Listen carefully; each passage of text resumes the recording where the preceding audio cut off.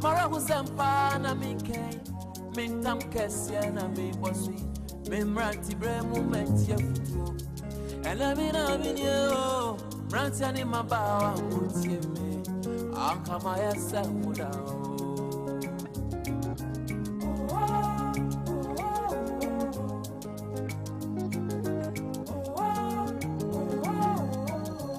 Akama yesa mupe. Sukuyi maufoni mikobi. Na sukoda boni semti mayire mi wensu dia. Oyi medi kwai so. Mayedi kan bedi etre. Ma phone na ye jami. Ti mamu from this way in ya gro. Mamu from this way in ya gro. Aka emrebeti na sanejia. Aka sanfu for me kami. Aka misaya Aboagye ma. Aka sanfu for me kami. Myself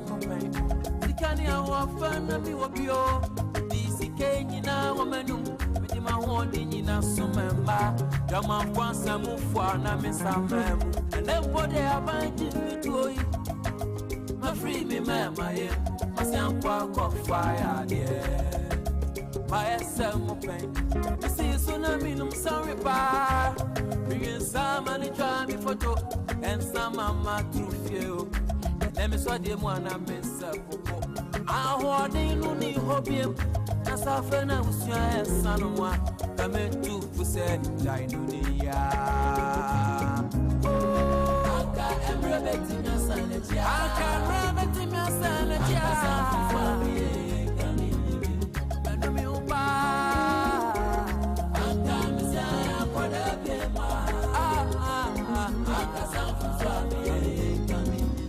Ghana de Shemaima enano pay me mamunyina chi. Mamunyina chi ba Sompa 106.5 FM Accra. Jumedi FM Sompa Rhapsody. Ebreno ason. Na Sompa Rhapsody eye jumedi edidi abrabo mu nkomo pa abrabo mu adesua na ye de ebobra. Enti se wodu wafidie na to ha woda baby ye papa. Ye social media platforms no ye Sompa 106.5 FM Accra and na YouTube no ye Sompa FM Live. Sompa Rhapsody Reverend Joseph Osafo du Prof. Onu ni Akosua go Aboagye ne transi efi adwada besi efiada. Boami namnenya me boami.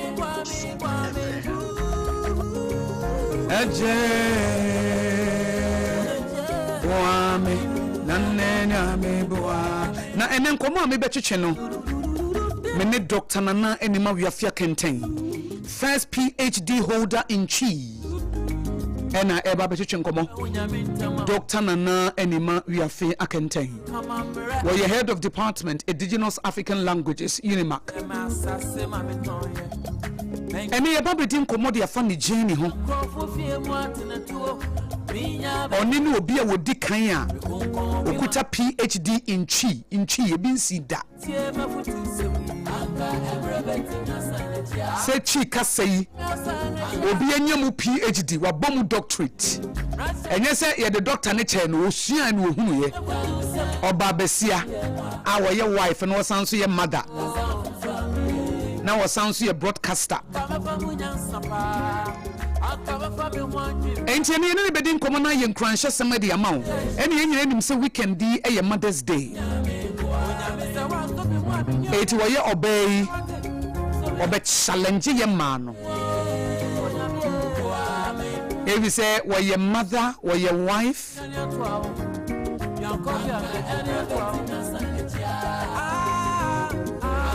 Enti na bra bomu akwantuo mu pentenkwa. Ene woni ebedi nkomo e wo Sompa 106.5 FM Accra. Na mama me fancy da Emma Just Hot King K if you say ye to mo so ane ya sorry. Wo ye adwuma bi na wanyi obi amana ma wo chidom wo ya wo bre. nanso Jesus and Sons Just Hot Kenke wɔn ka ho bi ɛna yɛdi dwumadie ba sanso na Pepsodent nso ka ho ne die de frɛ me yɛ die nyame hyira no Akosua ago Aboagye wobɛtumi nso afrɛ me Akosua hyira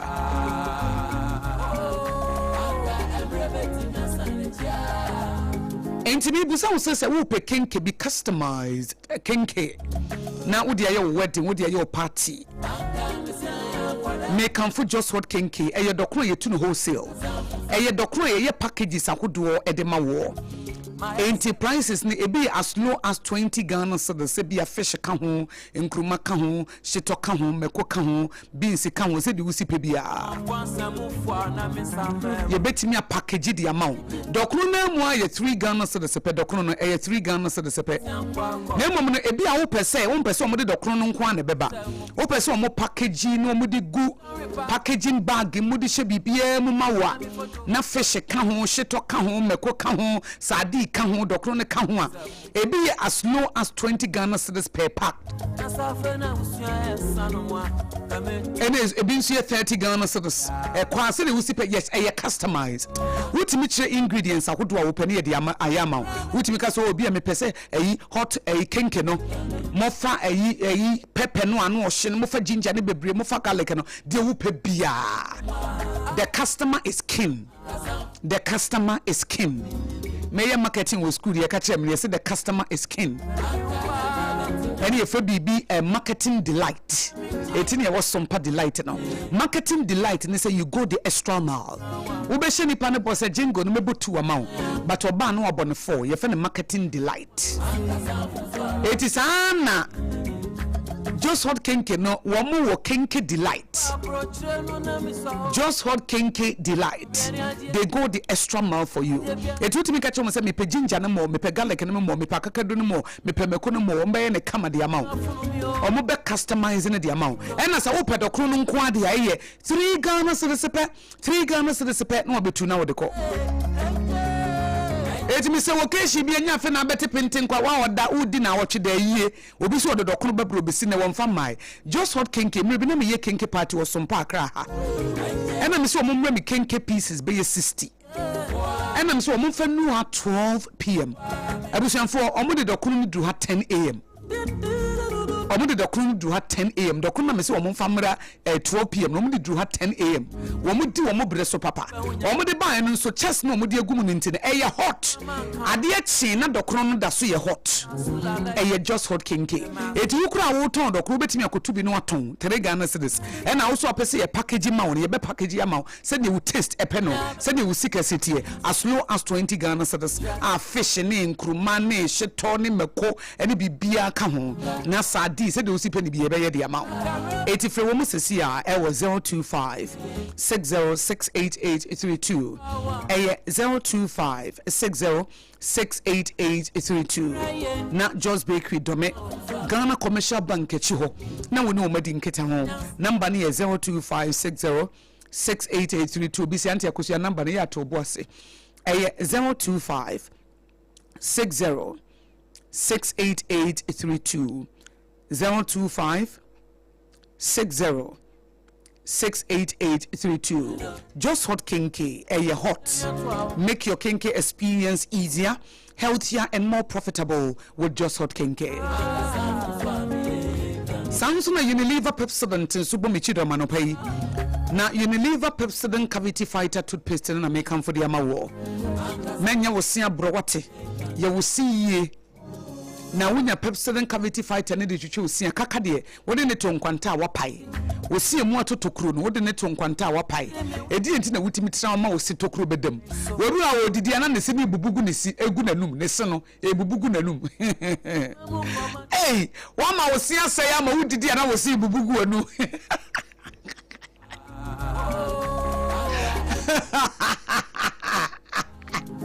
ewo mu ma yankana eni pebu ha mu manyame nu no pa o chese wo de nyame de be ma obia wo nhweso yi including wo se aba eni pebu ho pa chese nyame kwa ho mo se na die ni Adia bi enyame de ma wo bia wo hwe ne yie he wo skin na nyame de ma wo hwe ne yie wo tim nyame de ma wo hwe ne yie wo nan nyame de ma wo hwe ne yie wo mawure mu fi wo mawure kra wo hwe ne yie afa de wo sinsu ogu wonu na nyame se fanri ade no so so a watimi atena ho ama wo sia sei e ma wo we dokono a na wo sini bubugu wonum aba nyamo amene bi kupo wa amene wo sini bi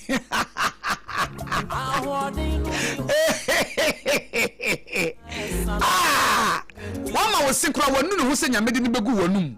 wo sitimi esu moja wo se wotimi su no osu moja aba se sawagene onyame wo ma wade ne wanhwesu ya wonfa bi nka ho mo munye good stewards no onyame wo ma wade ne wanhwedu ya wonfa bi nka ho wuti wo huni wonpa adware wonpa wusi twitwi wutiri hurum aba akwadwira ni ha na unim se unim huni ya witchcraft ho ya bayisam se unim a obi okura wonpa adware onyare no pa onyare obi timi da 2 days no nyare so witimi tena wo 2 days no nyare ebe wa kokoduro obi kura timi po adwuma no de ne ho fifire akwakoda na moto mu fifire ne nsantem ne ntohe enchenchen mu fifire nyina no de akoda ne ti mu fifire nyina ofiri dwomu a wo se mabrenti mada woni padua kura so ya no osu ma wonni huni anya bia wonni bibia wonni padua de didi ne mesrewa wo ye kwadwofo se die se wo dem na wo so wa kwadworo na wo meki wo bed a wonni padua de aba fa pepsodent cavity fighter fa chuchu sen wate na mo amama mo simu nyina tutu tokuru wo sidodo mu nyina so ne fom nyina tutu tokuru Yesu say wo fa no a obemu odi huni na wonim say Israel fo no Nyankopon besere omo so omunsi omo niema o besere wo mu no aka che omo so omunsi omo niema no munware Chedi ampo Nyankopon me feeling rough o besere Israel fo no aka che omo say munware na afa munsi mo niema evisa me ba besere mu ntimu consecrate mo ho na Israel 40 minutes o manya meka che unzo munyare anza no wadware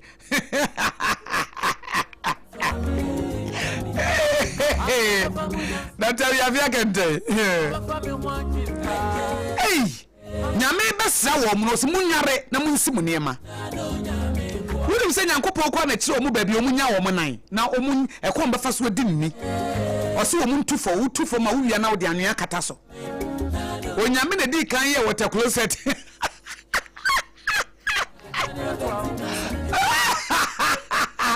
onyame na tibi ye nwura bu water closet onyame wo brani papa o ba wan hwehwe no wu no onyame wo brani papa sometimes I read the Old Testament and na ma me feel Nyankopon na ma me penasem say eti nyame na gina ho wo ka say o ka tire o mo say wo besra wo mo na wo mu nware no mu nsi wo mo niema owie no ka tire o mo say so wo pese wo mu easy wo mo ho a o mo ko nwura mu no wo mu tu a o mu tu fo mo wi ya no o mo de anua kata so nyame nyansafo ni nyansa no den Israel for no na chechro mo ahunidie ni bibia eti ntimi nka nchem se wafa Yesu Kristo so awurade na waje nkwa enso wo ye fi dabi wonfa Yesu yi obia wonya fa Yesu Kristo so awurade na waje nkwa wabra bo besesa wo se wafa Yesu wo kwa asore oda so mu ade dabi nye Yesu no nim no ana wo so wafa Yesu Kristo so awurade na waje nkwa so wonni huni wo ka mu fi wo da mu fi dabi enye Yesu no nim no wonnim Yesu pa ka ko na nim na akobọ mpa obowie ya so wie a wo mane niema ne ko ne kosi o mane niema na ade ahyehye empa na sene ko na yi nesi afebo so so na twitwi se o feel guilty o so twitwi se ne ho yum na tu mu no be kasa kire enti Kristo ni a wakọ asọre a wabra bonsesa ye no Yesu no unnim no oda so emu yere oda so mu kunu o kasa still a kasa etan still a wabufuo ye wo ken obi anim say ne kokoba obi as we de ayi buafuo hwan a ohia na no mekai wabufuo ye nante so no wabufuo ye de wabufuo ye onyame na de bufuo a ye ho po onyame de bufuo a ye mpese nyame bubefuo ye mpese nyame ni bubefu ba kokora nyame bufu dia ye mpese nyame bubefu na nipa da se no so buafu wabufu ye nante wabufu so sia kai me na bi momfa nche me ade nchi wo se me ne wabufu so ma mi ata nyame mfa ukra nsie wo fra wasoma e ma no na nom wo fra asoma ni ebuafu a won se nkwada no usu na wo ye teenager boso den wo na fra na agobraha aju abraha ama braha jina koto anyando wa kire oba no mu na wanim o hwe sa wo se ye de wo kire wo bufu no menne so wo koko na ha wo no menne so wanim na wakan si so no se menne so na ata nyame mfa wo kransie onipa hunyame ntama hunya woto eti wo buafu no kura na obesa asoma wo mo onka se wo buafu nti won soma wo hie onso obatan bi ai na me frɛ me ba no me frɛ no waka nanim asim nti me de jaja me ma anko wanya me nana afi kura na obesoma mo akɔto meko asa to jenne asa to akakadura asa ka ho wafo obufuo ho bai owia no aka kyerɛ so obufuo no menne so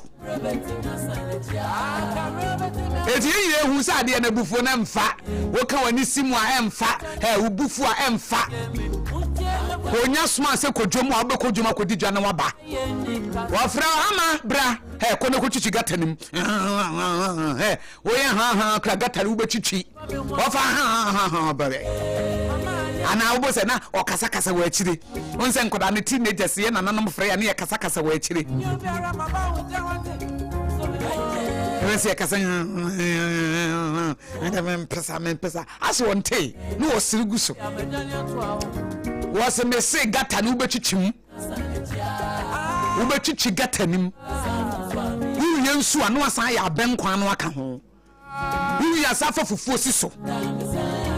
no asan ka fufuo no ya fa nkuruma mfa ya no nkuruma sinche mina nata ya wana nabi wa yese edu mukasa na nabi wa ya abasebone mimi na nade no nya abasebone o hie obi si ai nanafo de wo mo tetema wo mo ya basebone mina na wonye basebone wo ba mo chichi gatam achichi bafum ho wo wiye no no so wo mo akodwuma kwa akodi dwa ba ya benkwan ama di fufuo si so wo kono won kan che se tonkuruma ka ho wo ya benkwan na wiye na fufuo no wa wiye no o tonkuruma de se wan kase min tonkuruma o se san kono ko tonkuruma na be no nkuruma si nchen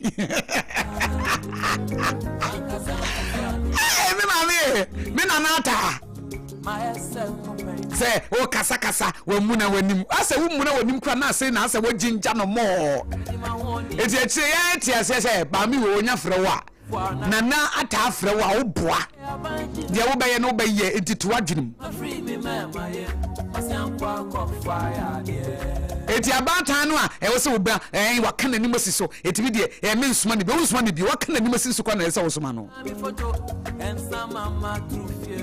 eti bi na wo ha wo kwa wo ba no owi a no wa frɛ se gina wo gina wo bufuo no menne so no kasa de ya kyerɛw sa na de nchi wo se de ade nchi kunim sa de nchi no wa ka woni masi so no me come say hey Sompa 106.5 FM Accra hey Sompa Rhapsody jumedie no na wotie no just hot kinky and pepsodent woman and so yesne eno no pay any doctor we are fair contain first PhD holder in chi and ebetwetwe nkomo na nani ma we are fair contain first PhD holder in chi so okay August 1 2017 and the mirror de obokrata na de beto nti wo call bra your Facebook page na be hwe bread na to no bra be hwe ansa kra na nkomo no ma sha ase Brabesha na nine ni mawi afia kenten first PhD holder in chi nipa wo di kan a okuta doctorate in chi na binsi dagana bakose mu da wasanso your ba and a weekend is your Mother's Day 80 years celebrating mothers. I remember August 1 2017 and at the mirror do bokrata na de bae I feel the me mami na nimfonyi den ni mo kama ono so your broadcaster I can news you no can be and now your lecturer eti brabeshe sabrena na ye de ne gon no ne ye de ahye no ne ahye ne che no me de akwakoto ye Facebook page na Sompa 106.5 FM Accra Oba be huni mfonyi odawa wo se kama oba tuntum fe obre ne ho asema ne kunu na obu ade me se eya me nwanwa se womu anyame ehira womu no omukọ omanimbu omu bu ade me nwanwo eya womu akakrebi nyame apode kakrebi ho omu no womu je ombe se nkobo ba na nipa nyina da fam no omu tietia womu so esu ma mi na ho brasie oya mother 80 weekend ye Mother's Day awa ba bedru ye studio hey ye pese celebrating no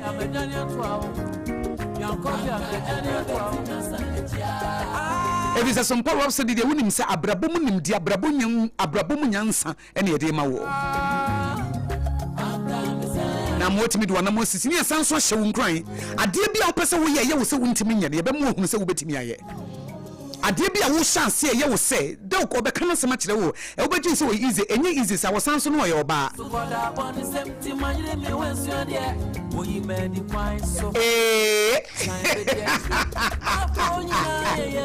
ne ho so fe pa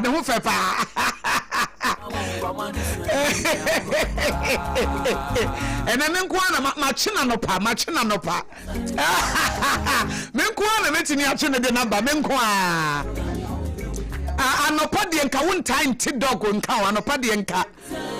wonta nti mia na metwe ne de number na no Dr. Frimpo se Akosua goa na bechima betena anopa ena mse an mesi jankrofo no munye mo politics na mse menye mi social issues wa ha eno ano no munya omo makano no munye mo politics anopa no me de anopa de meye social issues wa enti dog wo studio he ya machina no pa wenka obi anko wo lecture room a wo kira de o anope ka wo kira de o enyasem ye ba no pe de wa twem macho uti awadaro mama ba aniana anope me wo class pepe anope wo class pa na me ka me kira grammar ka wo kira grammar anope e ka no be wo kira grammar wo school ka kira wo school pa pa no macho wo de wa Odi obe me dog ye mo akwaba awu yo baba ye da sese watoto mu aba abeduru enyasem kusa no pay na traffic wo mu pa enyasem kete and sometimes anopa na me ba adwuma me bantem because traffic me pese me cha traffic no etotwene enyasem abatwa ya de ebeduru that's one na mo yare fa ho enter traffic enyasem ketwa enso hu donti me da se yesiefo hu donti why ya de fedi ampa daroma bedu asumdwe amen etiefo dog na wote ne nka no anope yanko kire grandma woni mache na babesi ha no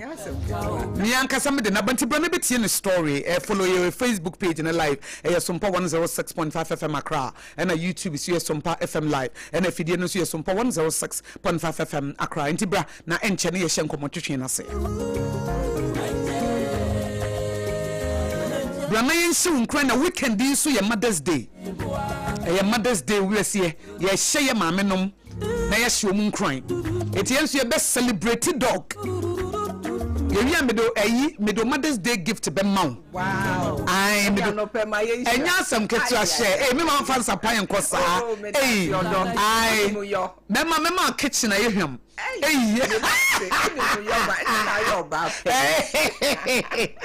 It's a celebrate we are. Masama kitchen na yehwam. That's your dog.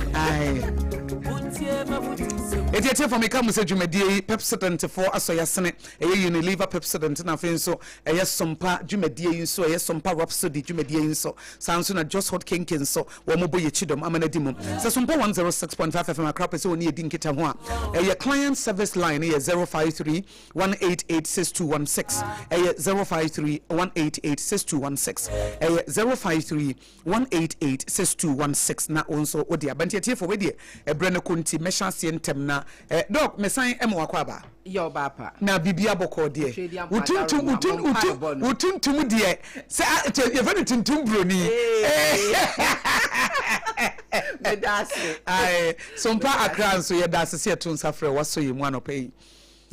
And na yenti we ogai grammar students for wo ya bo wo mo hye minti me da wasepa ai no ai kasan hyehyeye ene ne grammar ni chi no ye kasan hyehyeye ene me sie chi expert na net ya no kasan hyehyeye ene ne grammar no dok ma me chance musa we say ebre wusua no na unim say that you be a lecturer and answer that you be baba your bar oba be tro eye PhD in chi uso na woni so de hunu ye de na opesa we because me so no na me say I wanted to be a teacher and I'm person me call a training college uso na wo de na wo dream na wo dream na ye de yo me fiti mo fra bremu na okay na se ne awo kan ye me so no eye manije say okay me kira de okay na afen so no me sign edi yenya ye krom kasa okay abokase ewo TV so okay nia edisa nkranhye ne baaye no bia ya na meka ye krom he watwam na no heme nkwatia okay ai otwedi ampa afra no na nakole kura se o da so we kura home okay ntimi boni dia no pe ya na ne kra enhumi yi nya memfa ne kra ansie sa pepe na o kan news okay wo GTV na ye brofo okay nti se okay asa abre no mo beba na ni kanti de ma me ba oba ma konkuru ampapa we say oba we say be ma oba una oba kan ba say okay nti on beba sa na ye ni ka nti ho nti se menye hu me kro mo he be ma to brosi wa betina ho na se ne o ka news ne kra na wa relax na am say me so menyi adachi bia no me yes adwuma bi wow na me ba be ye kase ebofo na me de me ka no wotwi enti me ka ne nyina ne yes esa sa bre no brofo na obi ade ka wo wo GTV ho na o de oye ne nko ka no wotwi enti ne na chese ni ka esre na enso se na sa bre no na sane etie bia opese wo ye bia ewo wani so na ewo mu na se eno na ne fa bi ne Nyankopon so de adue wo mu se onso beye na emwa wadwuma ye bi ye fan se wo call ofre bi wadwuma ye bi ese wo ya na wani ku hu na wo de achi na de adwumaden utimi ye etu wo ye na ye wo fe e na wo se we meye bi ba me de meye ni twi different meye no sonko kra no okay enti no adekire no nso na manage ho okay no nso me wo mu yi ene se emeto se no me kira de ya me di me krom kasa twi na kire brofo no nso metimi kire nyina de me ya brofo ni twi ni nyina ena afen so no me sanso ye radio so ameka je say media practitioner yes no nso no ma ye adwuma na me wo mu me da so wo mu mpo What does your media do? Me to be free mo. What do you free? GI de me da so. What does you? They say ye na ye nkyerɛkyerɛ ne any ade kyerɛ. Yes. Esan no fa bi nso no ya na me kyerɛ kasa se ne adidi dwuma wo radio so yes. Eja me da so wo adwuma ne me nyina mu. Na se me kura eja echi na buru me so wa na me dan wo. Ye no ana. Etre bi na se ehu brofo bi na se twi ne yehu so a me se dog na we ne ye ka ne se ne Na naso yeguni naso why ade nyame nhira wo pa na dogo bibu sase e wo free he me fi ofuase atwoma asante e ho na me ma me free okay na me papa enso fi akwatia benchembo okay baby I two diamond na me papa wa free se no ye akwatia ankobia hene odi kan ti ankobia hene odi kan kra wo ho wow na ya na me kanso me na be ma ochia me kwadwo donko ono nso na ochia me kwadwo ye boa okay ebusia kese ono nso ne ochia me me kase ye nim no ana odi kan so ewo se na obi wo ho dia but oyo ochia me a odi chia me ne che ya attitude pa na owo akwatia okay nti no me papa echifi achima kwetia okay na me maami asante nti me da achima asante no na mo ye nkwada dodo se mo o siblings na se wunia no mo ye na otoso say ye nsia me na me toso enum okay e ka de na ka ye last born una chatro nya se nketwa usanu ko school wa himfa me call Akwatia Presby Primary ho na me fi ase okay na me to aso centrosis and also Akwatia ho yes o first career na e de adwuma ben di kan a wo ye adwuma e di kan ye radio adwuma ya na radio station be yeah top radio e ho na asha ase top radio so matete nkrofo nya asem ke I just say Kumasi o Tech FM e won so nkrofo afem ho pa me say me hye me radio adwuma se e wo Tech FM okay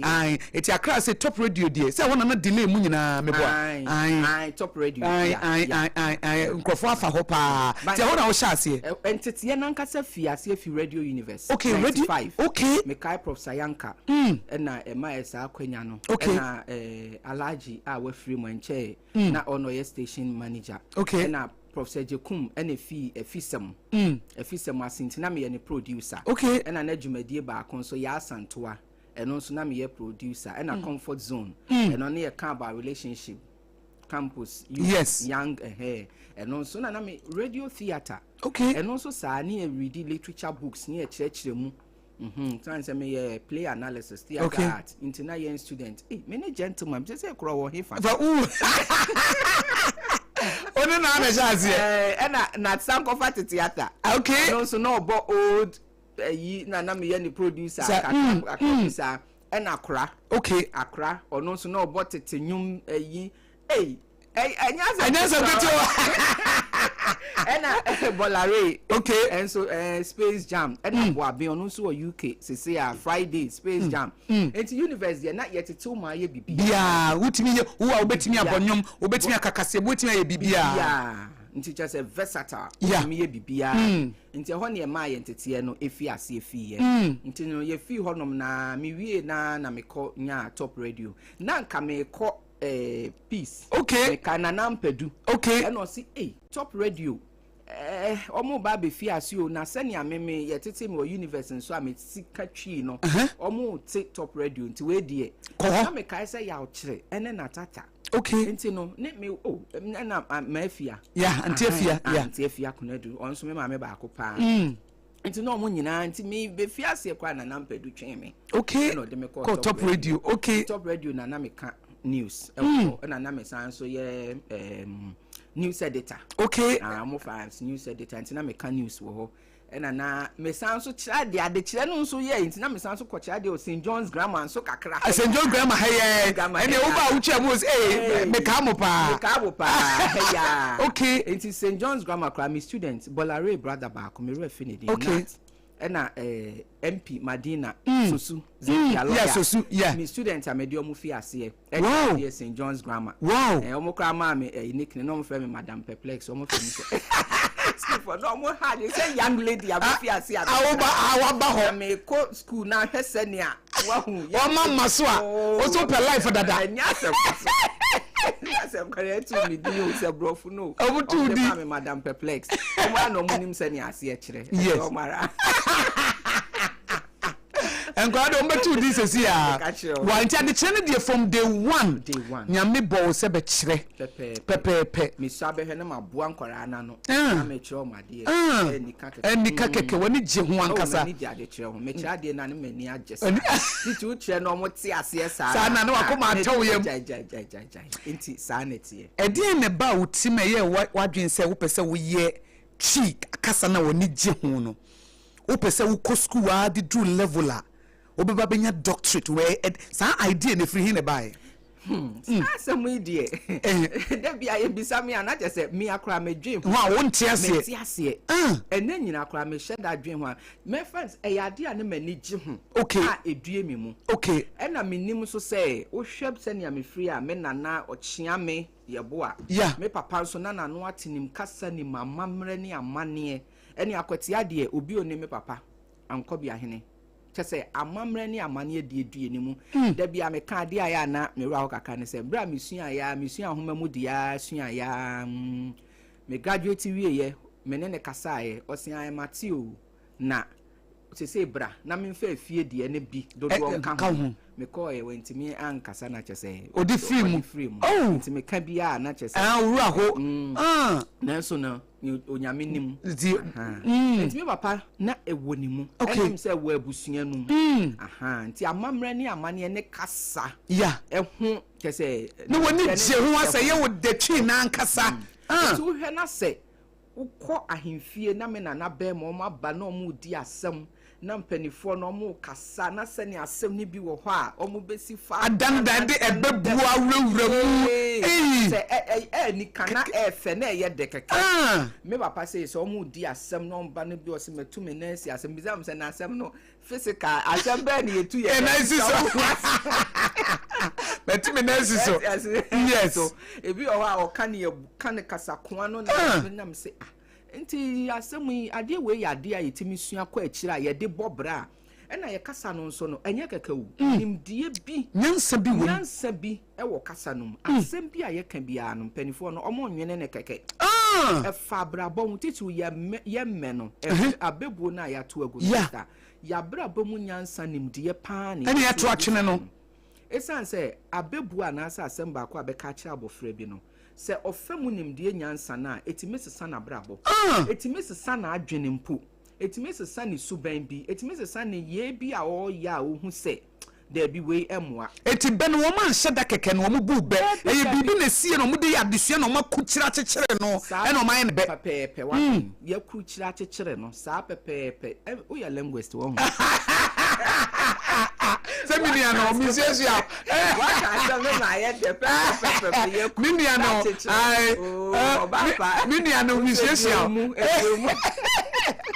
enti wa hu enti se nkote sa bebuo na abofra bonwa omo achechede enwa emre yade a ebeboa momo abekọ wanim a enfo hawo mre ebre so na edu baabi se wonfin ye din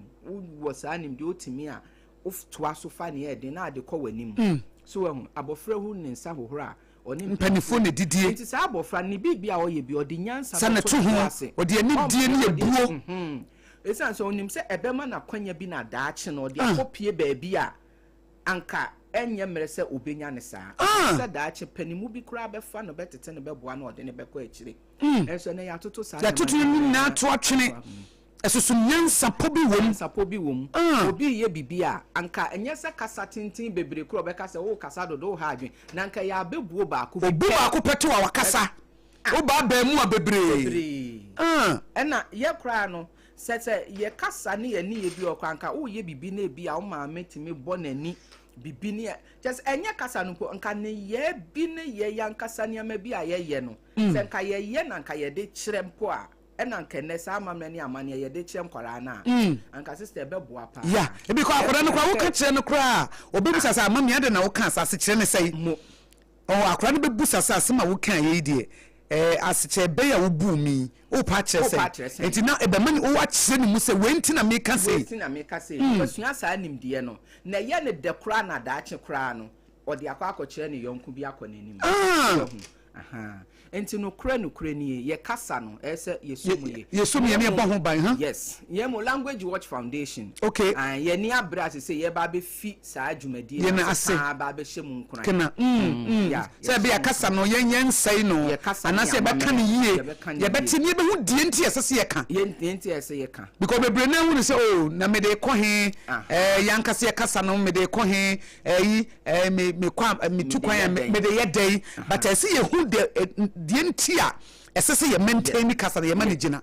obe chiremu se ma me niam mienu nti ese se ye bossa kasa na ho ba because bi hu so eno odu ba bi obi ye ka brofo eno odu ba bi obi ye ka se wuti se die nti na ese se ye bo ye local languages ne ye bo ho ba niya ehia pote pa ne se ene na kire yesu ye bo brebe bia ye fi da bia mka so twedi ampon wa nyamfum so se obo ye ndi ye bedue ha okay enti niam wo ye kasa no ma fa ye ka kasa ne ne esua ya mamre ya mane niam atwa ye ho ahia eno na aseso ahwe aye kire wade ne adukrom kasa kire a ema wo ti ase ehu adekode no ema wani ka pese wo de ye bibi na wankasa ade boa ho boa wabusua ene ye de ye kasa di djuma ye sua ne mabi fa ye yankasa ye niam ho ye mfa nse ye haban ne yi ene kra ne fa bi kra no won se nim di aba ye sua ne mabi fa ye yankasa ye haban nuro ho ne ye tete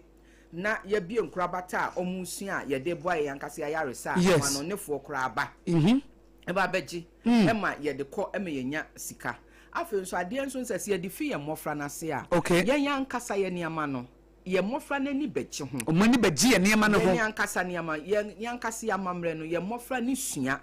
ye yankasa omu sua nya na omu hu niam e wa ha na omu nya oman ho do okay ani oman ho tema o sua kasa no ankasa nso no na o sua anidie obuo opo ene hwe atem didi ekoso radio enokre so ahu ni nyina ye niam bi a esisi ye niam bi ni ye nkanko ene ye mpuntu kwan na ye nheda enhwe ne saa enti no me de da bia me kasa ye kasa no se ye ka ne ye mofra ne ka ne ye kire omo efi amamre ne amane no na afi so ye ka na omo sua niam atwa ye ho ehie omo nya mu nimde mapa eti ase ye yie sani amano ne fo bi te se emfa se China fo ne India fo ne omo de aye omo man no de aye omo man no ni boa musika sam mpuntuo ene se omo fiase de kire omo ma no nkoda bre mu kura nti niam ankora ne sua nyina no omo ti ase ehuhu akwan hu ne ese ode ye nti ode oman ho do ene saa nimde no ene saa nyansa no epese ode na ade ye bibi e wo ne mamu na eboa no na ebi kura nso akọ amanone sika akọ aba nti se ye ka se ye fefe saa de we ma pensen se mu a adue mu ne afasode ewu mu ne doso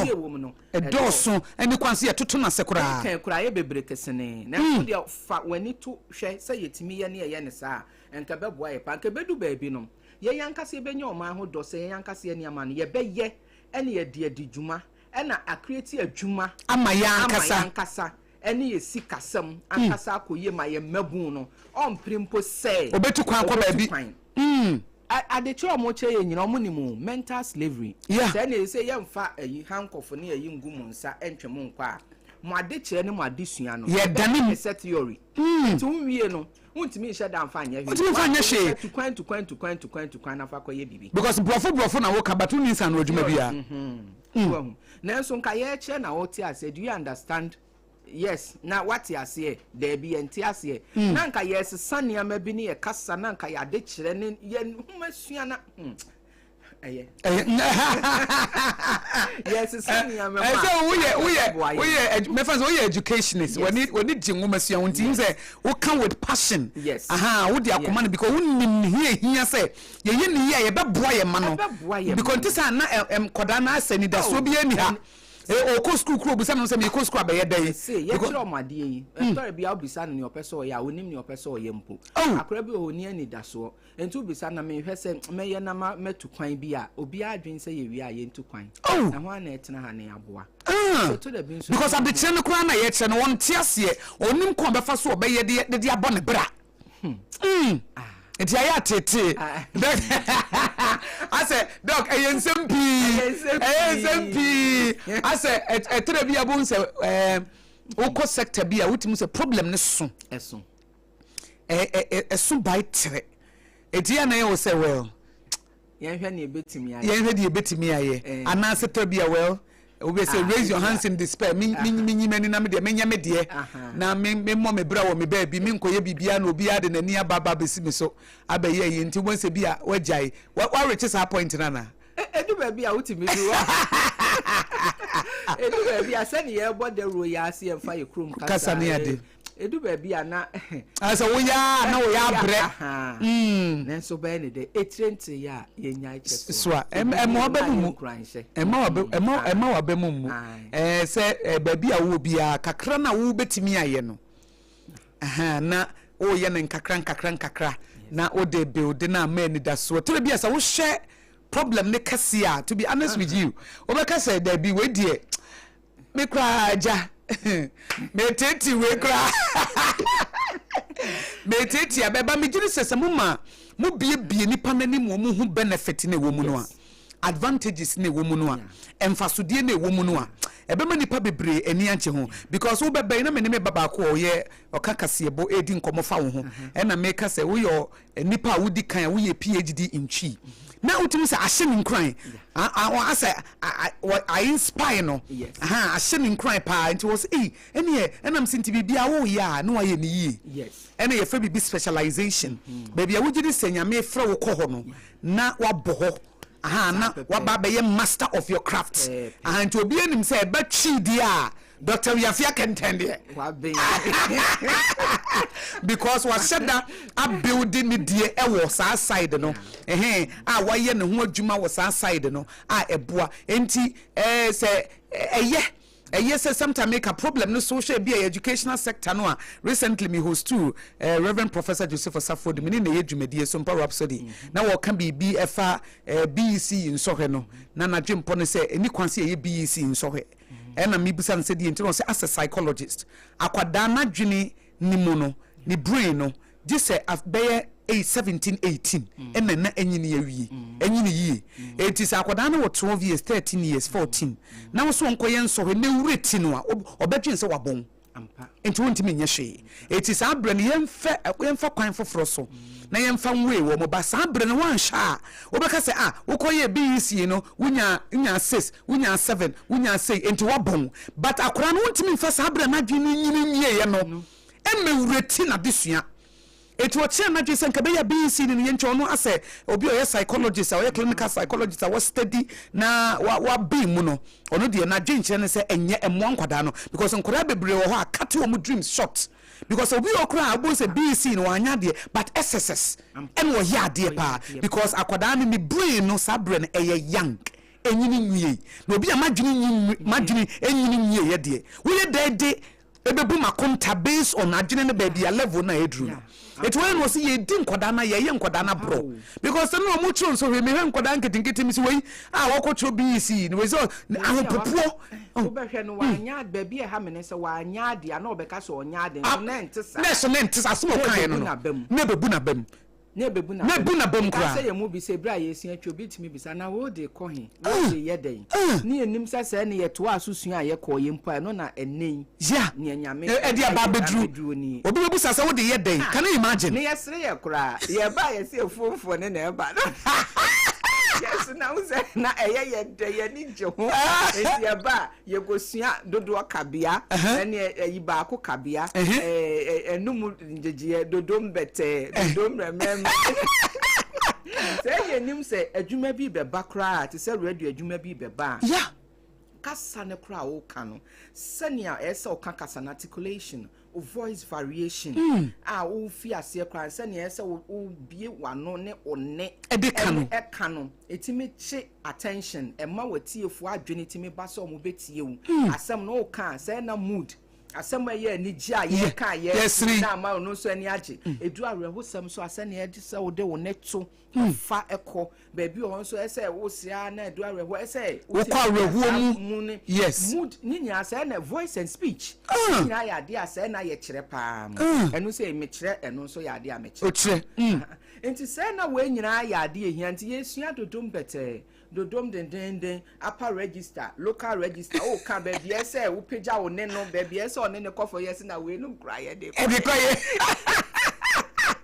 o ba kra ne esa kasa fuofo na eba no kra de ne baby asa obamu ye bu ano no enso se na yenim se na dachi bi ebi be so ma radio so kra no esa kasa na ya sa kasa na wo kire wa ha medu baby ko etime to nsa efrew ama no ne kra ma yesa ukoye sa ncheche ni nyina wo hu enti no se usana nka career counseling any guidance e ya de nso anka se eboa pa cheche enti ne wo wani so apese wo ye nya wani je ho no na nka school na eso mo hye sa de no nso mo kena papa na mfiase na ye dane na mentorship omo mbe dane watete wo yeti ye ba legon ye hu penifo bi professor Jekum nom professor Yanka nom professor Anyidoho na professor Dolphin nom nti wo hwe mpenifo yi na sania omusua kasa ne kwa na otimu se na yen ya yesi efonfo yi mo hwe mpenifo ne atitiri omusua sem linguistics kasa ho yi a na je se sania omo kan ente sa se bu ya bonfie se yen so ne bu yen abemu sa so wo enti no mentorship nso hia ya ma obi a wo hwe no ene ese bi okwa wo nkọ ne nchen pe kra na the story cry yeah e show nkran sani aye kan ya bi e show nkran me kai se medie ya metimi ye sei e sha fofo nkran ma bra na me charge wo University of Education obi o ha oba o shada ba wo nchen o se nana we de metie wo e na mehu sese me yade a mani je hu mesua me ankasa me kasa nti mehu sese mesua a ebeboa me ma metime de adu achi kwa akoye radio adwuma metime de akyerade metime de akyerade o mememu metime anya akwanya akwa amanone kyese emma omuhu ye tiase nti nkyerekye nso yade a eboa ya na eboa o mo pa nti no kura ni ani obi a pese o ye bia no nkranhye ene ohia na mentorship eno nso no say ye man ntete fa ha ye say suase na mafo no nso ebinom so ebi nso mpatene atene atene but ebi nso pe eti bigiri se omo pe no ne de ama wo na omo pe no so ye ja wo mo dog mami musa se ebra o ye ne de akwansidie ebre bi sun ya na opese wo pa ba na because I can imagine say na ye kwa ye master thesis kakra ye brofo no kra twa ye twan bre na wo die twi challenges anasa kwansidie ben na eba wakwa me drumre bia na wo pese wo pa ba na oba pa emre bi du ye pa de na nka me pese me pa ba won se pa na nka no kra ye oba pa no nisu nyina timetine wom oh yes edu baby na mibisa me ho say ni ana edikan ha adwen pa ye literature books enhoma me de betwere na ne boy so na prof Yanka ne prof Jekum oma chocho homa na me kai prof sa omuhoma bi na prof Samfu so ye vice chancellor University of Ghana oma dika chocho homa bi ema eboa me na so me ye no dodo na ye brofo homa ne dodo na ye brofo enti ese wo kan na me theories ye jume theory na ye jumedie no enyina so fapem no theoretical framework I no na abegina so de aye mpensen mu so bi kakasa bi na so de kasa me hwe se ne de kasa di juma e wo radio so say ya ese ye ka bibi aba politics amanyo ho anase ye ka bibi aba ye ka bibi fa efie asetena asem no se ni ye nyan se ni nye nyan se ne kan ye den na edi se ye kan kwan ben ne be fa so aka no edu baby kra me hwe asori nkitahudie wo ho asem bi wo ho a se sofo kra na eka anasa asori ba na eka na sa asem no edika na eka kwan ben na fa so de kana ebema asem na ye eka no se ye pese imuaye bi ba obi didi dwuma na eboa asetena ene nka boma kwan ben na be fa so aka na nipa ne beji atum obeye na emfanta wantawa na so ama enti unka senwie no wadu bota ye ho se ede mfa so pa bi abeba amanyo kasa nso se wonko kana unya asem emfa oyenne ene ntokwa ebufuo ne ayima na nipa no kro kasa no nanim onyam ne nanim bambo no ebetena sen se etore bi omo kasa na adane akofa how yes bibisa na mehweye enti no unse efa ye yankasa ya mamre ne ya setena ho enti amano ne nhoma no dodo na no eno nso form nso mo so mama mamre ne so no do kasa otimi ka ne pendi atem kra enfo but enti se ye de no enti nhoma e wo brofo ma me de twiro yi yes any omo ye omo die ene se ne ye die sister how dey fato to ho na hwe bedin ka ni pen odi watem a wadi watem asem no nye kura o ka ye fra ho ntoma da bi enti e ma homa me de be ye na edin ho na me brɛ ye no enti me ka omo homa na se ne amede adwen ne be ba yen ya edie mu no nyansa pomu nimdie mu ne se ne ayen ye dane no na edin enti edu baabi no me se da bi ade we die mintimi nanso no ya na professor ejekum ni nkran hye no oye me supervisor me principal supervisor ohumi a eya se twonwa edi a no de fra na oya twonwa ebeye professor yanka nso humi a o se nana eye nkakra emi a wani na professor anyido hu na edu baabi a eto ne ye de na se translation no asem no ewo omode foreign concept no na me de koye ye de ne ye dane na mfa me kono open eje kuma se abekwan na asa ne se nkrakra no debia okasa asem abekwan na asa ne se nkrakra no abekwan na asa ne na menim se na menim sa ade we ye bewie na ababa ye nkranhye ababa ye nhwesode ababa ba ye nimdie pobia eboa nyame nko a adesuafo ne omamu nyina emra so mo san to nsa fra bi a ye de be ye nkyerɛkyerɛ akɔ akiri pa esan se eboa esan se ne politics of insult ya ekoso yi atem didie ya nkofo ya monyesem a obi edi atem nkoda di mampanyina atem we di ohene atem we di otumfo asem atem ochehene odi na atem ga manche odi na atem kyese eno anso obi kasa enyasem ketewa obitimi nuanse watamfo na sinanim na brusam so enyasem hu pa enye o enso nka ya bebuo ne nkyerɛkyerɛ kasache bi okso akora kasati apani kura ye musu so ene enfo obi a yes ya mamra ne fa ye ya to na jeje mu no enti no me ka komachi a enti we ye niama bi a ema ye hwe ya eno so ye de mu nimde no dane ye ye de chon homa no se ya ye de be ye ncheche ne ye hu nsunsanso a e de beba enti me ye hwe ne nyina nsunsanso a ye de beba ya na ha adwen a enei ni nsunsanso ni bi no se oba akofo redura egu nsunsanso ni mi se ya hwe nsia no ebedu baabi no what is abnormal ne a enye no ebedu baabi no ye be hu se eye normal ya ye bisa na eko se eko nanim ya antene enti ade ne koso enti ebedu mrebi no na beti se me didi panyina tem no eye bibia wo ho nanso enye kra uji obi atem a wani mugu ase si unhire bi kwan esi bibi kwan wanwe ko ebedu baabi kra be ka se abusua akora we yo mu ade we chine bi unim wote baabi upe bibi be ka se we yo di atem anye obeka se ye nanso na esi unhye bi kwan ese bibi kwa ebedu baabi kwa etimi ka se abusuafo we yo ma no ya we eno so timi ha adwen o kire bi ekwan bi ese bie ma yonko wabusuani bi obi pa no na emu ato enti ya na yenim ye nhwe ne sa nanso ha adwen papa pe wonsunsan so kese pa physical eniso enisunsun nya na wonsunsan so amane ne ye gidie enti wonsunsan so enti no sani esi kɔ no ha adwen ɛna sani kasa nso a ya na ebinum ka mo bo so asem radio so debia meka ebi na Rwanda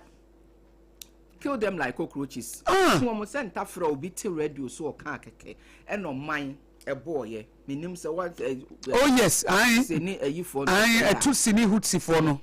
ɛna man boy o makohoda me say ya me ko hwe ho no na wani boss wa me ko mu baabi o ma hyehye na wo hwe nkwada areho ya tete ya na kasa ne de ya na enokre enso ye kun ye hu sua a we nyina na enso ya na me kase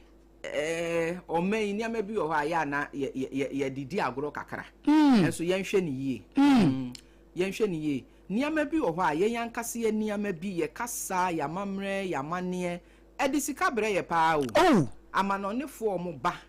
eba behwe omo betie omo koba nyina edisika bre ye pa enokre me ye me thesis me ye fa akasa ho de na emu mamre ni amane ye wo mu no ene ni ama bi a mesua hu se eya na ne kwan bi so krama no nefo ne ne je ho omo ba no e ma me hu se ni nyina ye kwan bi a eboa oman sikasam de empuntu ba pa ehuma se ya na me kasa na me nya homa na ye o ha o se edu ba bi a na omo pese ye yan ye homa ya ya twere omo be fa unso omo de ya na abrofo no mo suba bi o nya odi ni ya o be fa no aye ni yi wa ni afa ka dia ka na dia ho wasa be ton dia ma ya be ji wa akomunyansa ti yentina ho enti no nka be bi nso wo ho a anka homa tworo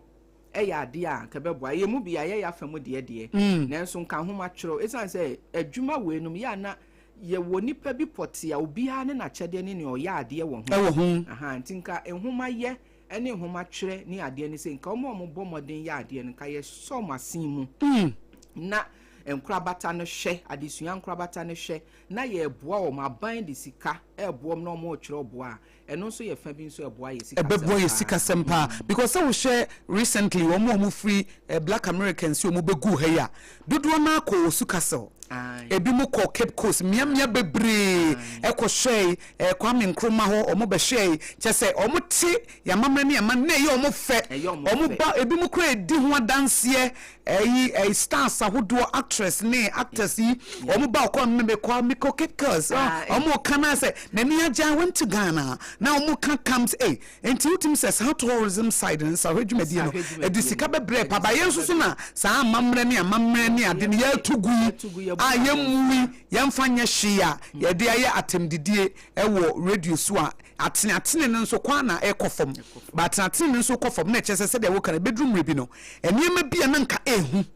enema bia first ye tie we de yente ne mpa ni nsem da na we de ba ne se ne tie ne sei ebe kakra no na aka ho eti nkoda na omo ba ne nyina no omo so afa bi because de omo beto ye no na dada no ya ase modeling ekọ ni obehu ye obeto ye nye papa no nso no onim ensunsanso ewo ho no ntin na ono nso ye bisade bisane nyina akọ enso na edi yenya ewo kwan bi so enti ese ye hwe ni ye so language watch me ka me see ye de ye be ye ya o be wa fa wodi e na wodi afa enso ni nyina ye say edu ba bi a ye behia nso asemu ne moa ai say ye so masene enchekire sikam ne muom na matimi aboho dawuro content crop akofo ba kumienu ya ye bia edu kwa na wo kan ni abamu ye na enso ye ni abre ye den a o man no ye nyina ye dia ye se memfanya abebu ba ko ye se okonfo bone so se obetena kurum na kuro na bo a otimu bi enti ye ya na eja ye so ye se ye wo ya famu die munsom ye nyina ne man ye ya famu die enti kwa na no patututu frɛ me na nka no pe ukwachira de na machi odi wa bayi enti na mabe bayi bedase no mota ye chi a yenso no ye bekoso aboa dachi bi mesha da de wa bana ye baba be disa enkomo no efa saa adwumadi amudi a mopese mo pegem na emma yankase ye kasa no etimi gina na nanso ewo saa kwa no so no dachi bi mesha da de wa bana ya sheda specifically ya sheda hye no ankasa na ebiebie nkrofo ani wo ho na ama ye de ya namo asisi no obi anso opese wo boa anaso opese wo mudi wo ho hyemu no omodi wo anti language watch foundation ai mudumadi amudi no efe yakono kom so no strategic contest okay kasa isani a wo kasa bria ya wo kasa baby a wo kasa nipa wo kan asem ne kra fa ne ho botayenti a wo kasa enisuo se o de be kasa e be gia tum na ebe ma asem ne be ye obi de na ne a wo hwehwe wanya na onkoka ne ayenka e be tu pun mu yen kireche ba ko ye se kasa wo ya ete se safoa etimi bie pun etimi tu pun na ne a wo pe enti ano so ye ho nkirekire endi oba akofo bi pese oba na osua etimi kire no ketua bi pe yenji bebre otie kakra bi se nipa kuom pese o mo ba eno nso no ma yakwanya kwa edu baabi de number betu etudja eno nso ba ye be kireche se ne be boa ne mafo no obi yo ha sebi onhye de nim kasa ye kasa nso ye skill ye nim dia unya ese wusua na wuhunu anka obi ko interview na ote ho na sebi papa no nani nhye dan ha eyi wanhwe o ye ne interview no papa nsa adwuma no ne aka no ye de ama obi enti wa ba de we na aka o se a mefa ne sa na mpanifo kan ye wani bone tesi so a hey papa no so ote wono se eso nim kasenti osua kasa wonim nipa ne kasa ebra wo kasa ne a wo hwehwe ne emuaya wo pa anka won kobu sa abe no sa abre no ana ko kasa asem no papa ni peja na ni hwe epe no si yo wo beti yenka nese bebre na wo kasa dog ebi mu okra no a kasa wonim kwan e fa so kasenti atoto apono bebree mu empanyi bi wa wontimi nko omanim nipa bi wa okọ omanim se de osi kasa ye no ne kasa na antene no ha adwene nti eyese mo kyerɛkyerɛ kasa ɛna aware asekura kasa agu aware bebree ebi se oba wonim kasa be ma wonim kasa nipa no wo hu bre se wo ka bibi ɛne bre ni kwanse wo ka no na wansua saade no a egu aware anase o me de be kama adwene I would be biba utimo anwaka da bi yesua osesa na metie so da bi otimi show ho so se sabre we kura enye bra ye de kasa enye bra de tufo enye bra de tenetene enye bra ye busa obi asem etine nyina mo kyerɛkyerɛ ye kyerɛkyerɛ ni nyina wow ye kyerɛkyerɛ ni nyina self-com language watch ne nkrabata ye de ye nkyerɛkyerɛ ye friend self-com ye kyerɛkyerɛ ni nyina okay ye enye nkyerɛ ye mfa ntena fa akon se ye bɛkɔ abonten emma sorry ekuo obi opese osua saade ni bia no esa se sani akasa ne kɔ no eya yehu nti ye kyerɛkyerɛ ni nyina because the ntia me wo interest wo mo krabi ti say recently say wo share Methodist asafum asama ba obi edi ho nkomo na fa title ho asemi ye maami a okobusa asemi asem no na maami ni busa no asem no content no say onti bibia se wobusa no de obi ehu samfom so obi ani ho ba se de wo sika no aho se de na wo ke se de wo sika no emma obi ehu se we de asa no hyedodo yes efi se eyampa wo asem bi se bi apese wo bisa ana ebi kura asafoni mu no entuso dudu na wo mo gye no ekwan wo mo fa so de ye ne nipa bi wo mo bo mo ne nipa bi wo mo mo wo mo no ebi a onti ase papa ana se nya wo de ana se bi esofo panyin kura kasa ye no se de osika ne se o mo mo ntua ntuso dudu no se de malaka kan ne se mo nyina mo ye amrobes no ebi kura anya wo de ne mo wo sore ye no se de wo besi aka asem no ene se de wo besie busa no ebe mo obi abeka se mami wakan yasem yi amaye but enam se de wa hunu ka na ekoye se me de mi wo bi mpa mi wo bi so mi nchia ana se ne mo no we mu ya kromfo ene se de osika no san so hye eyi reference maku atade no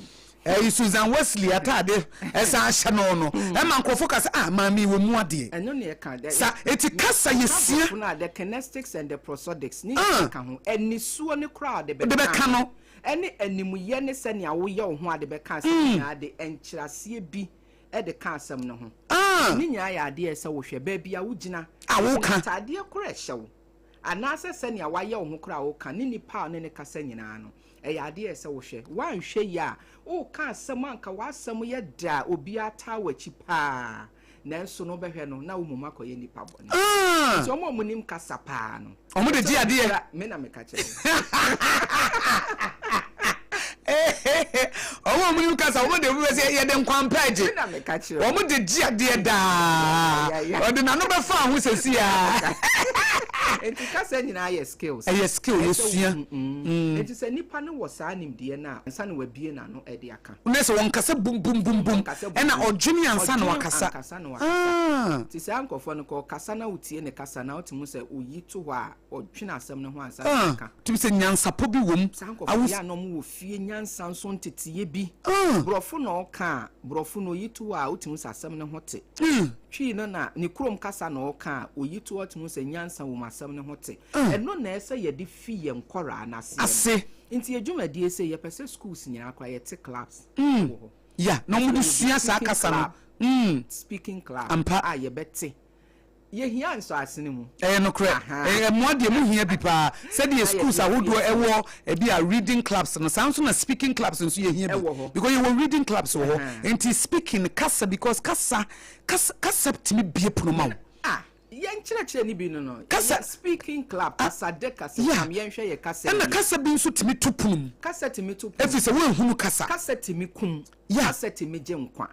kasa timi bie pun kasa timi tupunum because we wonder the se kasa en na de ntokwa e bae enka kasa ne koyi a kasa wo ya te se yen kire ni bi se kasa wo ya te se sekan ma ekita doctor ni ode operation ebetimi ajo nkwa atena se forever edidi na wabo afoforo kas kro ya seka market we ya so betimi akum ama afoforo akonso hwe ne ohaw mu abusua ne oman enti kasa de emudo na wonim say dog kasa kura wo obi a wonim kasa na memfa say wo ye kristonia e ma wotimi nya ade firi nyame ho because me kan say mrebi na me read this story bi eye King Jehoshaphat na ahemfo asori atia no na okọ nyame ho no se di osi to ne boase na okamfo no na obo nyame abaso ye kai wo de wotimi ye ebra na ye wonko asum wo Egypt no na wo fa wo na wo bo soro ne asase wo na tumi nyina ya wo dia wonim okamfo nyame ho na nyame asoma odifo bi kwa kire ne se onka na komanto ne yem ka kire King Jehoshaphat say na okon no the battle is the Lord's me ankasa meko ba ebi okon nyame no koye an na wote wo na ate wo na wo mo ya tamfo nyan ya ebi anka wonye but odika bo nyame abaso odika kansem a ede akono e ma nyame tim ye ne de ho no se wo no matam enti se we read the Bible no crack say de wo kan ye cheche ka say enter his gate with thanksgiving wo ba nyame ho a fanseda eye kasa eti kasa nya dia ye kasa basa obi wa baby obedru bia na wo kasa emre bi mihia ba ma bi o say oba bi nam so na da na so nware no say onim kasa oso nware ai nam so na say game we beautiful we say the shape city o say da bi ante akoso me nware no onim kasa wonim kasa nti wa ware yagu me na me ka kiro wonim kasa nti wo yire ana wo kunu krampa woni mo hwe sani ana wo kan say sani otonton kwaji bibi wo kun ho a kasa ye de kwaji akwa na aka se nkwara ayu be ye yi na dada na oh sweetheart adi minim say mu ode ye ya che nti wadaroma ya na wahwe ode ono ka se do Dr. Kante na no ka se do ode ye cha dog ye cha ude nya abotre mami ude mehwe ama na akoka na o minibi wahu nti no kasapa edi mu ayepa kasabone ya sani ya wopa ne bone no kasapa di mu ayepa kasabone me wo ram ne kasapa edi mu ayepa eba na kasabone edi mu ayebone ba ye wo kasa nsunsu anso nti ye wo nsunsu kasa nsunsu anso pa ene kasa nsunsu anso bone ni nya o thesis no mo wow first PhD thesis thesis ko ese me fi ase na me ye chemu nim de because we thesis na wo tro ni chiri de ese wa chira nkasa ese wo sheda pense mu de ma ye nim de wo ho ye fra bibi kasa nsunsu anso bi ye fra no theory ankasa speech act okay kasa ene ne ye nsunsu anso enti no ye fra bibi locutionary locutionary wow enti me amekasa no asama ameka sani ansemfu ameta sani ameka no enimunyam anase nimbambo anase nsunsanso pa de bebre me sanse mafa kasapa eni nsemfu apa na aboa me ne menye muaya amepe eni se nipa na wo ka asema che no nso no nsunsanso pa eni nsunsanso bone eni se onka sentia na nimunyam se ni bumfu so no nso be kasa bi atia wo mo ka papa no ono nso de akoma pa beje no no nso ama omuaye papa ye wo kwa fa so ka no abrofo ne de locutionary locutionary yen so ye de ne ye kasapa nsunsanso pa ene kasabone ene nsunsanso bone we nyina se na me krake ni bi wabro esa because na esa wo sha abrofo no de ne so no wadane de aba ye kasa ni na watimi de achiro yes enti bibi to say prosody ene kasa nsunsanso kinetics to ne ye enimu ye kasa nsunsanso ye fe bibi face threatening enim kasa enim tie buo ene yi face why ajuma me bo abase na say bo abase framework methodology ni nyina de kochi mu na methodology ni twiye ni ka keke akwankyere dwumadie ni ho akwankyere enye asori akwankyere enye brabeji akwankyere ni bio methodology ni chi no akwankyere dwumadie ho akwankyere na wudi no method wahu sani e kire okwan koji nsemu data collection ye ensemuano ensem na medidi dwuma no yemfa nsem de radio so kasa enti ye kasa yi asem a ye ka ansana ebi atemdidie anase yankan anasa atemdidie asem bi be pie mu anasa asem bi a ani enyan anasa abebu obi be pie mu ansa na ebe ni bu ebe na nkasa na chi no asem a ye kaka ho nti no na ade be ye mpensempensem mu ahu sa asem a nipa ka ye eye boapayo anasa ye ohintadie chiri asem bi anasa ye sebu akwan bi anasa asem na na edika nti no ka ne sa nti no eno na wo je sa ansem no collect data na efe no ensemwa no nti meboaboa ensemwa no na me de ya na mini data collection no e wo twi no analysis no so na ye impensempensem analysis na ye impensempensem aha I will dog to be honest before but me see me who your first time that was 2017 yes yeah me who ye e wo me room na say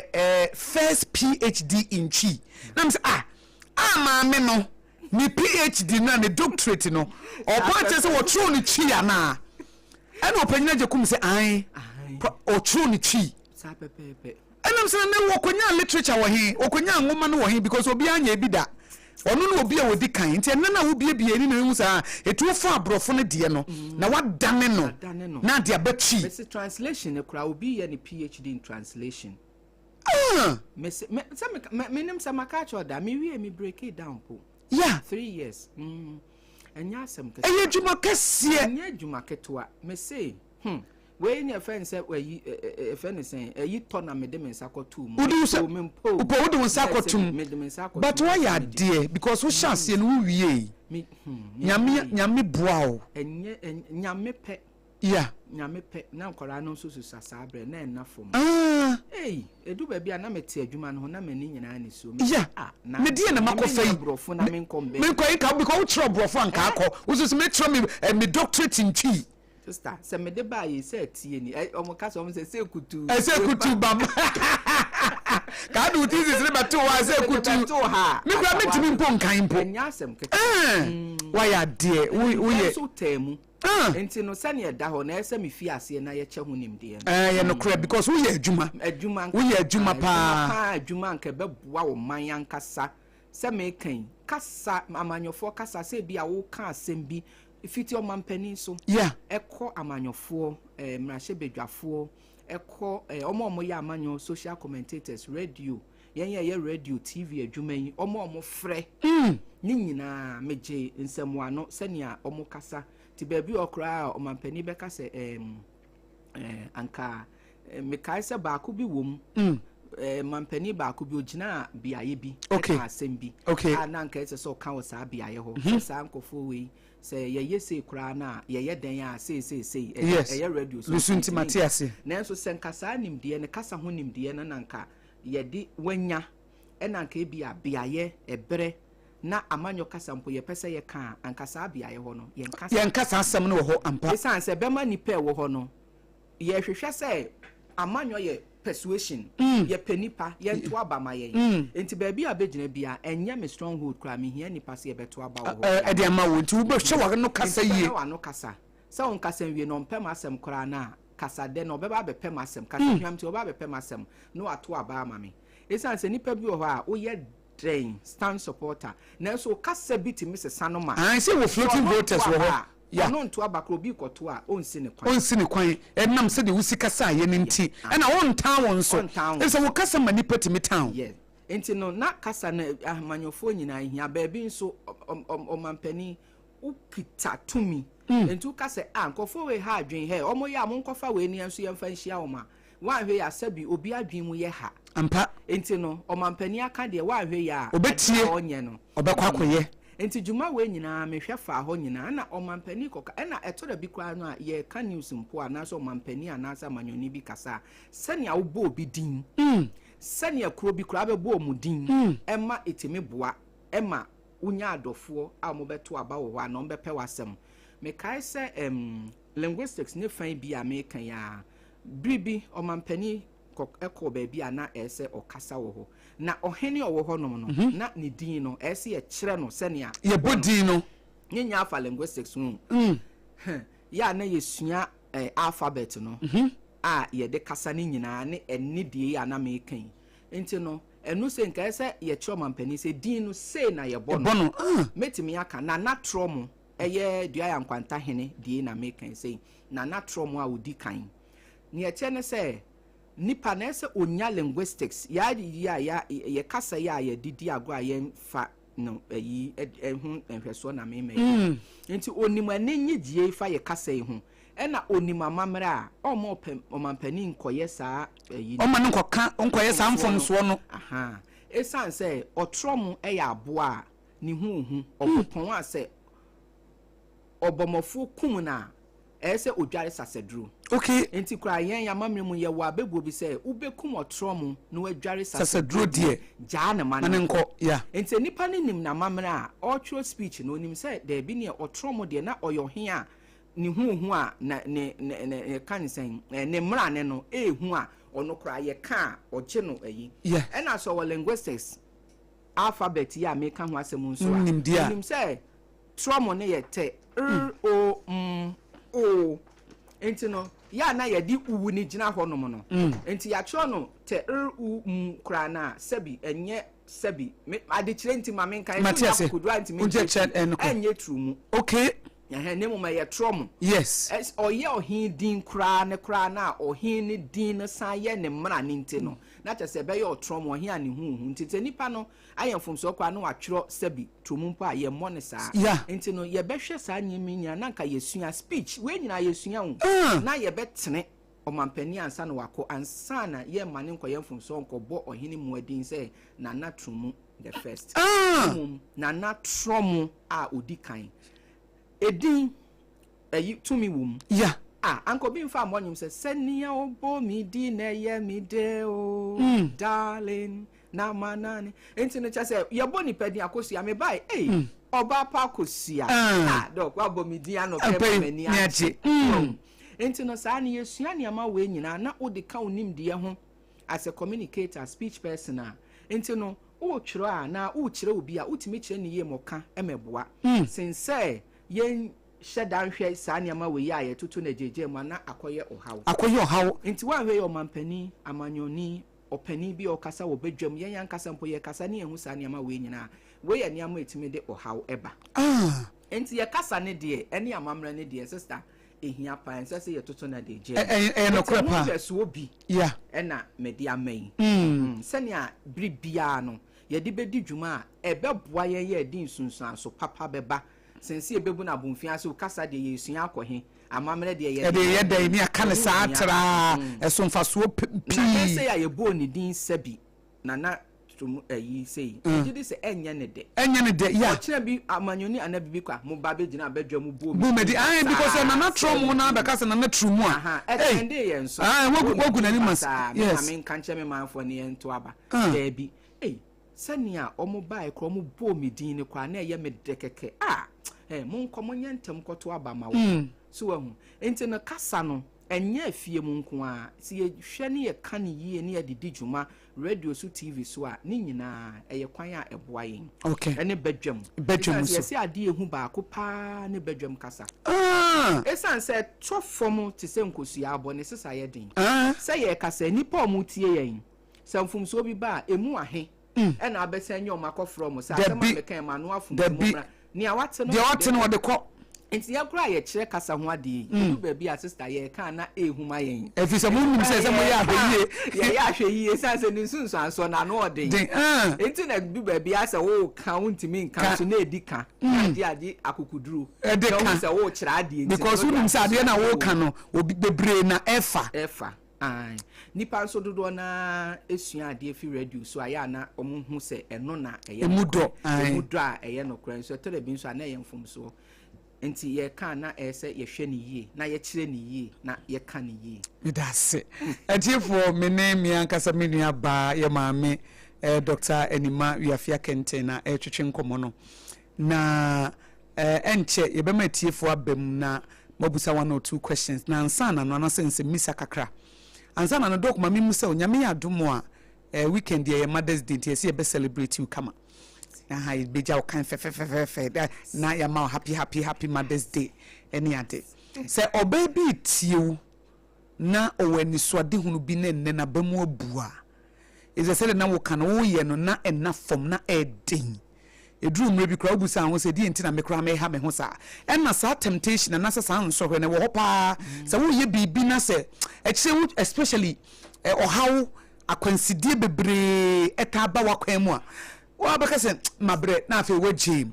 se obi mpo eyo ba na oti o ye hye ema afei na ye hye mankran na ye hye madin edi asem na abem oba bi na abem obu o ye na dwen se wo school wajai wo ye na dwen se wo sua adwuma wajai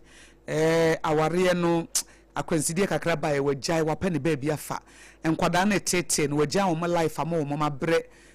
we be see o see e man be bre nya duru ye 40s ho no a sa 40s no de ye frɛ na donke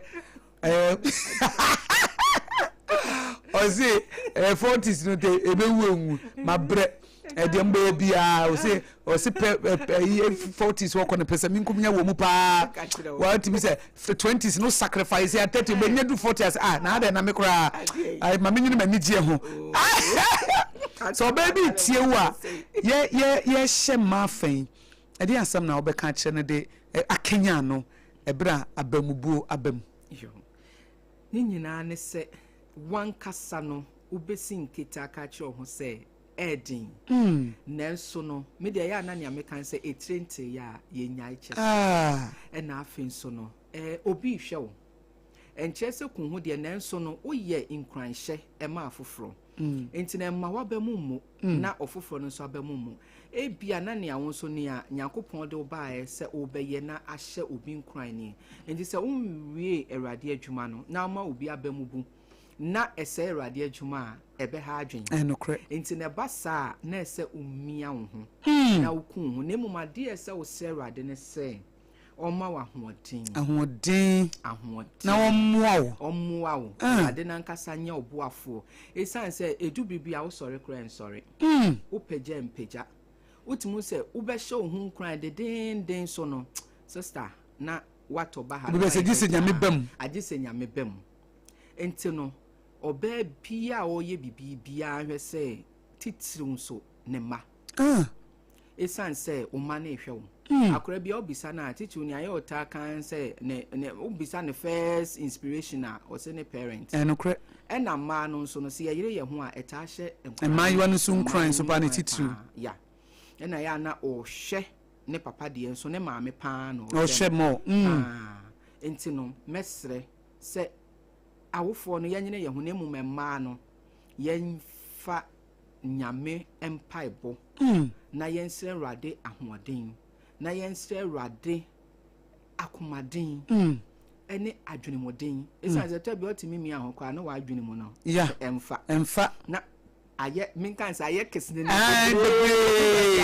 mina medu se prekesen sa pepepe ai inteto bi ani ahye ye hoden na mpaibo na edu ba bi nso a oni afoforo nkasa so ye nkranhye erade emma enamfo nipa bi eben wo nyame nti saa de na boa ye mu bi enamfo bi a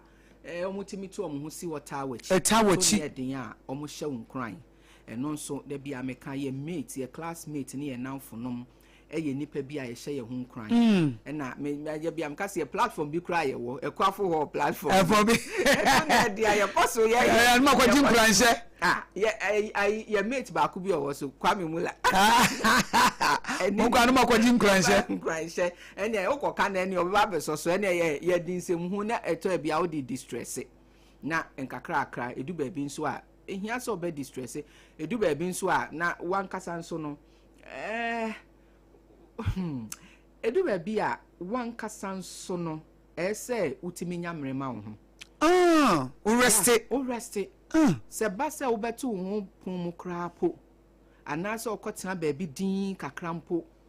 edu ba bi a wo ese wo yema wo ho nya pa etebe ese wo awunya brema wo ho aye bi a wo pampa wo ho so kakra wo rest wo ho kakra to de bi nso a wo de pie kra kwa abonten ba bi kotena se din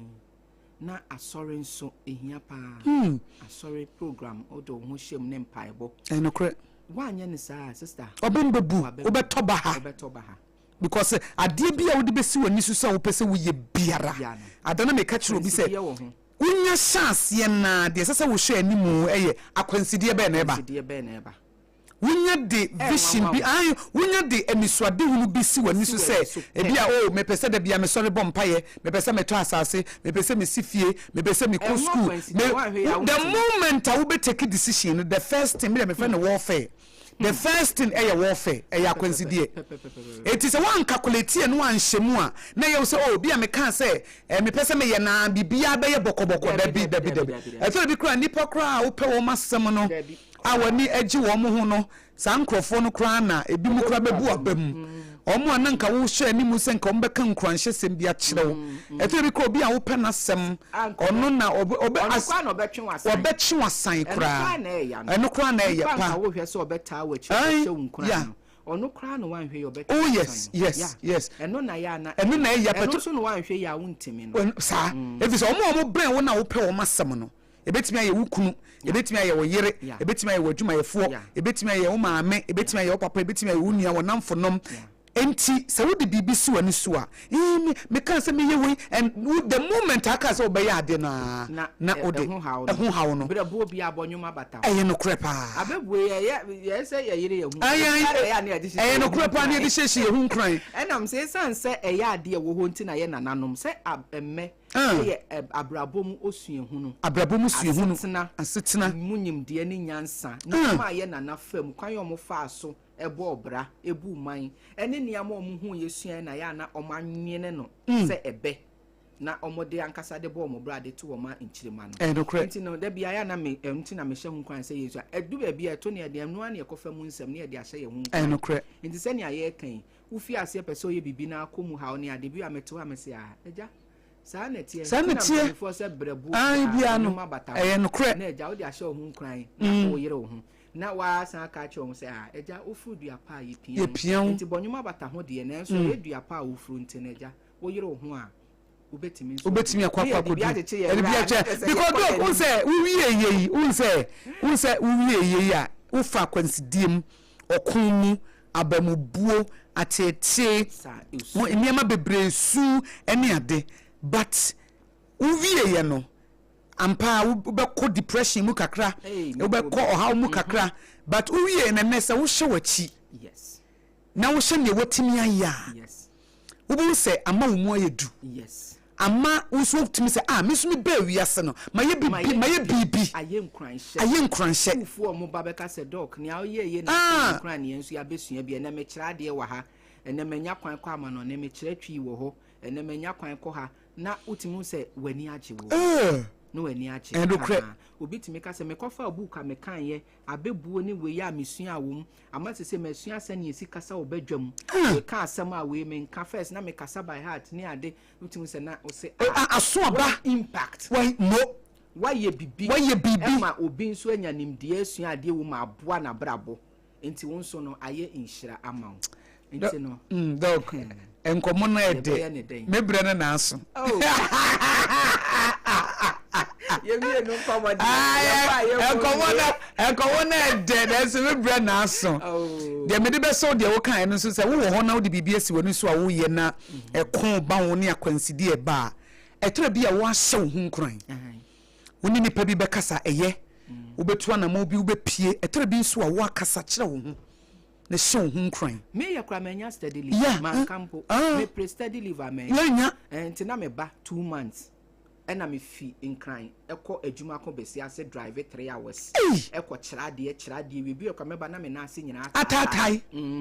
me ba nso to bia be kra be ma na num kra no oso ending na no so me ra ho me ho esan se mpanifo edi kan so na me ye me enfeel me si we die me make sure say me man time no wa breast me kwaba it's almost the same so bia ena na me to work bia na me na usu yes adidie me so eja me defense so enye as batch of PhD program nti pese me defend enye enya asem keto sister na usa kuta kwada ketwa me say enti no ye share man nipa bebre was stories but ye stories nso wo mu no crepa fufu nkran say yetimi aye de yes you betimi aye eno na me kan say wo wie no so wetimi awie no kra me ye hu say ye beto fom ye besu akwansidi beba nanso ye de ne se ma ya ba mu men ka se megyae Wodi e esunu mu na wokọ. Minim kra se na beba beje ntren ha se yo. Oh yes. Opani kasa be kwan na o sa ne se nkrakra no. Na okanso no mra menhwe nkwa akire sa ya wo ye ne mu odu. Emu odu. Enti no memma wa ba mu. Ye wie ye kra na ye graduate no. Ewo Great Hall. And a PR ne ka say we have a first person who has done a PhD in Chi. This is first of its kind, supervised by Professor Jekum. And I'm send a graphic forward around. And almost say yeah, into newsworthy. And I just on by ya on my fire picture. Me kwa na me nimpo sa dia me ye no. Say be ba be gentren ha shim kran sa.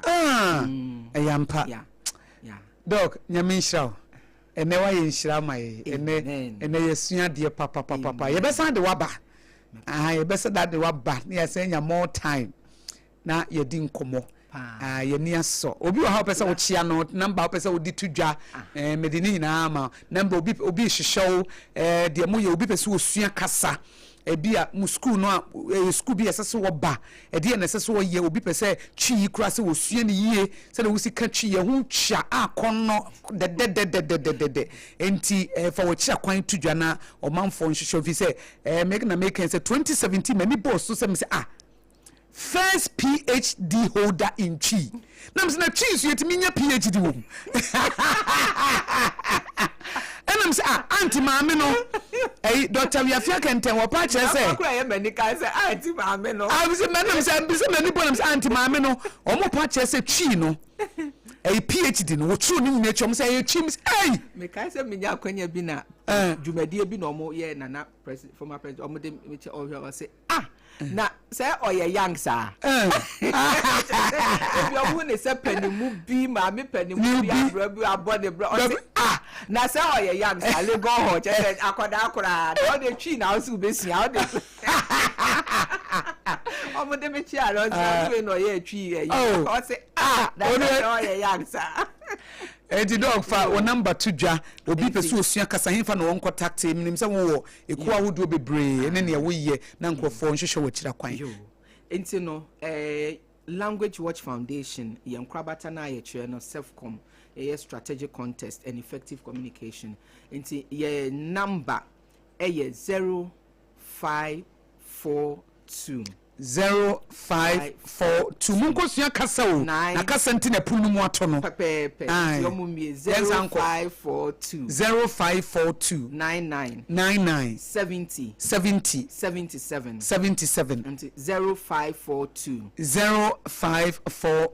99 70 nessa 70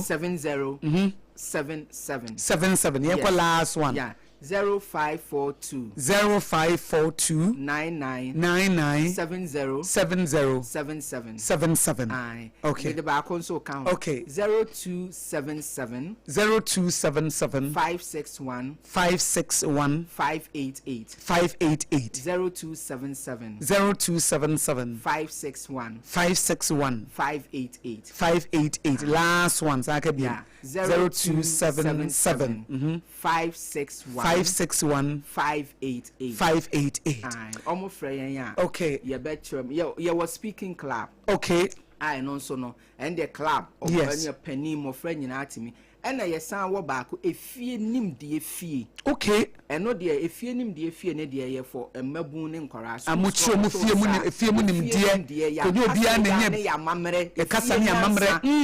unse ye kasa yinti ne ja ye se efie nim de efie na so ye efie nyansa e ya mamre ne kasa e na ye nkora ku nti asori o school wo moton safran ya ye tiku ni bi e wo ho okay na speaking club ne mpanifo and your baba join the club na e woma ye seminar workshop near church fa kasa ho se ne amekan ye okay self community and ye training for organizations and ye no so omo come hubum no pese ye be training more ma be training na more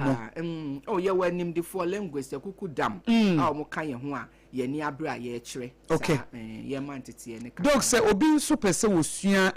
chi kasa ya na wodi ye adwuma obi wo crop so woka ye kase ye boyi bi mo wo bibi a mo timide onipa ntimi betue ska ma mo kyerem bi obi wo te ante ko so mo ni usi a mo kan mi pese mo kase mi pese me ka bi ba twi ni mi pepe ba bi asua no mo ye bi ni di kan se me cha de University of Media Arts and Communication okay Unimac okay it's my faculty of languages okay it's Unimac GIJ ye journalism ye wo ho okay and afin so no yen so faculty of languages ye wo proficiency courses ye fiase a twi kasei obi betimi abesua ne adewo se number so amede atodwai nipa ne fra okay ofre yen so a yesu be hu kwan ye befa so a mo betimi aboa nipa no aboa no na wanya sa nimde ne ntete no mate do ofre yen ko ade a ye nim kwan ye befa so a ye beboa no language watch ye nim aknya ye okay mate dog nyame nhyiraw no pay mafa wo bre nyina mamo anko lectures anko kirade ye Sompa akra anko ani wa uni abakosia go Aboagye ntia na obeye ye ne so enti Dr. Nana Enima Wiafia Kenten nyame nhyira obebre ese nyame nhyira ye ma happy Mother's Day, advance happy Mother's Day. Yeah, happy Mother's Day. Me de tiefo nyina ase. Ye pese omo be frey. Osompa ninti e na maba be som. Yeah, that's it. And yes Sompa e market chiapa. Amen. Tiefo ano pay ya na ediju ene de menti bi amfa me bre nu sua. Ti na ese me didi nkomo nko a. Enti me sorry so enche kra na ye de dwumadi etoso mienu aba Dr. Odru na wababa betwaso na ode second service no na wono nso so ede yaba na anopai die ya ye nhyira bebre Ejanopai ni Dr. Nana Enima Wiafia Kenten or your lecturer language culture media and communication consultant ene no twetwen komo head of department indigenous African languages University of Media Arts and Communications UNIMAC eho enwo osanso ye founder edema Language Watch Foundation ena pacho the tosono wo friend say SEFCOM okay ena SEFCOM nso strategic context and effective communication consults.